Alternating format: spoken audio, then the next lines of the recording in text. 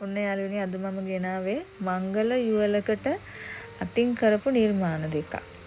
එකක් මේ දැන් පෙන්නන මේ උසරිය මනමාලියක් එයාගේ මංගල දිනේ දවසේ අඳින්න සුදුසු වෙන විදිහට අත්‍යන්තයෙන් මගෙන් නිර්මාණය කරන නිර්මාණයක්.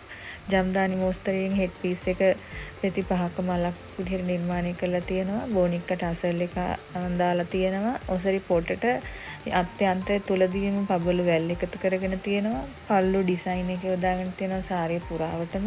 එතකොට ටේල් එකට පෙති 5ක අර්ධයක් යොදාගෙන ටේල් එක නිර්මාණය කරලා තියෙනවා. එතකොට මේ තියෙන්නේ නිලම ඇඳුම. නිලම ඇඳුම් කට්ටලය, කවනිය, එතකොට තොප්පිය, සපත්තු, බෙල්ට් එක මේ සියල්ලම ඒ අත්‍යන්තයෙන් වගේ නිර්මාණය කරන ලද මේ රෙද්දකින් මසා නිම කරගෙන අපි සමස්ත නිර්මාණයට ඇවිල්ලා තියෙන්නේ.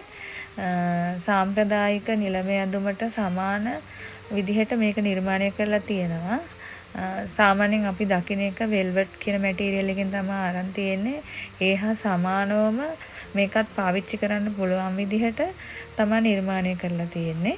පබළු යොදලා තියෙනවා. එතකොට මල් බාන රටාවට කෝට් එකේ දෙපසටම ඩිසයින් එක යොදලා තියෙනවා. මොනරෙකුගේ නිර්මාණයක් තමයි කෝට් එක පිටිපස්සට අරන් තියෙන්නේ. එතකොට ඉස්සරහට ලියවැල් යොදාගෙන තියෙනවා වෙනත් ඩිසයින් වලින් ඒක අලංකාරවත් කරගෙන තියෙනවා. ඊට අමතරව පබළු යොදාගෙන තියෙනවා. ඉතින් මේ නිර්මාණයේ නිමාව තමයි ඔයාලා මේ දකින්නේ.